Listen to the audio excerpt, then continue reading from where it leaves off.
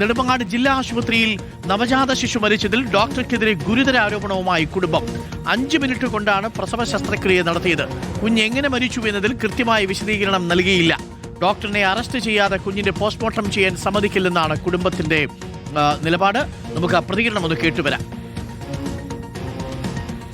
പ്രസവിക്കും പറഞ്ഞിട്ട് 2:20 വരെ ഇട്ടിട്ട് ആംബുലൻസ് പെട്ടെന്ന് കൊണ്ടുപോകാന്ന് പറഞ്ഞിട്ട് കൊണ്ടുപോയി 5 മിനിറ്റിനകം അനസ്തേഷ്യയും കൊടുത്ത് ഈ 5 മിനിറ്റ് തന്നെ സമയമെടുത്തത് പ്രസവിക്കാനും. അനസ്തേഷ്യയൊക്കെ കൊടുത്തിട്ട് ഒരു 10-15 മിനിറ്റ് ആകുമ്പോഴേ മരവിച്ച് തുടങ്ങുള്ളൂ. ഇത് 5 മിനിറ്റ് തന്നെ എല്ലാം കഴിഞ്ഞ് സിസേറിയൻ വരെ 5 മിനിറ്റ് കഴിഞ്ഞു. ഇവരൊന്നും പറയാനില്ല. ഇപ്പം പറയണത് ഇന്നലെ പറഞ്ഞത് 36 വയസ്സായത് കൊണ്ടാണ് പ്രശ്നമെന്ന് പറഞ്ഞത്. ഇപ്പം പറയണത് തലയിൽ കൂടെ കൊടിവെള്ളി ചുറ്റിയതാണെന്ന് പറയുന്നത്. ഇവർ ഇന്നലെ ഒന്നും പറഞ്ഞില്ലല്ലോ. എന്തിനാ ഇവർ ഓടി വിളിക്കണത്? അവർക്ക് ഇന്നലെ പറയായിരുന്നല്ലോ ഉള്ള കാര്യം എന്തിനാണെന്ന്. ഞങ്ങൾക്ക് കുട്ടി ഇനി തിരിച്ചു കിട്ടൂല, അത് ഉറപ്പാണ്. ഇനിയെങ്കിലും ഉള്ളവർക്ക് ഇത് ഈ അവസ്ഥ വരില്ലെന്ന് പറഞ്ഞാണ് ഞങ്ങൾ ഇവരെ അറസ്റ്റ് ചെയ്തിട്ട് ഞങ്ങൾ കൊച്ചിനെ പോസ്റ്റ്മോർട്ടത്തിന് വിടുള്ളൂ. എന്നാൽ സംഭവത്തിന്റെ പശ്ചാത്തലത്തിൽ ആരോഗ്യ പ്രവർത്തകരെ ആക്രമിക്കുന്നവർക്കെതിരെ നടപടി വേണമെന്ന് KGMOയെ ആവശ്യപ്പെട്ടിട്ടുണ്ട്. അരുൺ സോളമനും MJ പ്രതീഷും ചേരുന്നുണ്ട്. അരുൺ, ഇപ്പോൾ കുടുംബത്തിന്റെ പരാതി നമ്മൾ കേട്ടു. 5 മിനിറ്റ് കൊണ്ട് ശസ്ത്രക്രിയ പൂർത്തിയാക്കിയെന്ന് പറയുന്നു. പക്ഷേ എന്നാൽ ഇപ്പോൾ KGMOയുടെ വിശദീകരണം വരുന്നുണ്ട്. ഉണ്ടായത് സ്വാഭാവികമായി സംഭവിക്കുന്ന സങ്കീർണത മാത്രമാണ് എന്നാണ് KGMOയെ ഡോക്ടർമാരുടെ സംഘടന തന്നെ ഇപ്പോൾ പറയുന്നത്. പ്രതിഷേധത്തിന്റെ ഭാഗമായി ഡോക്ടർമാരെ ആക്രമിച്ചവർക്കെതിരെ നടപടിയെടുക്കണമെന്നുള്ളൊരു ആവശ്യം കൂടി വന്നിട്ടുണ്ട്. അരുൺ, ഇപ്പോൾ കുടുംബം പക്ഷേ ആശുപത്രി അധികൃതരും ഡോക്ടർമാരും പറയുന്നത് കേൾക്കുന്നില്ല. അവർ പറയുന്നത് അതിലൊരു വീഴ്ച സംഭവിച്ചിട്ടുണ്ട്. ഇതിൽ ഈ ബിന്ദു ഡോക്ടറെ അറസ്റ്റ് ചെയ്യാതെ പിന്നോട്ടില്ല എന്നതാണോ കുടുംബത്തിന്റെ നിലപാട്?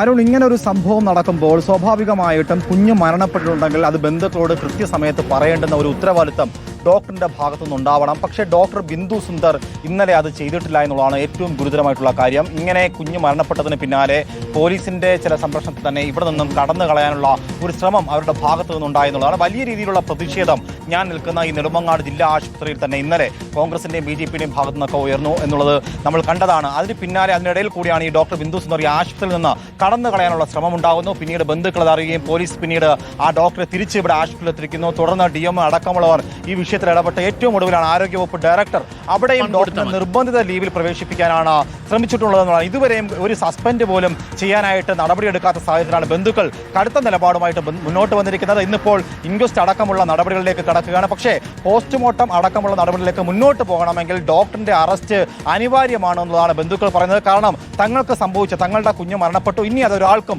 സംഭവിക്കാൻ പാടില്ല. കഴിഞ്ഞ ഈ ഒരു ചികിത്സ തുടങ്ങിയതുപോലെ ഡോക്ടർ ബിന്ദു സുന്ദറിന്റെ കീഴിലാണ് ഈ നിരഞ്ജന കൃഷ്ണയെ ഈ ആശുപത്രിയിൽ എത്തിച്ച് തുടർ ചികിത്സകളൊക്കെ നടത്തി വന്നിരുന്നത്.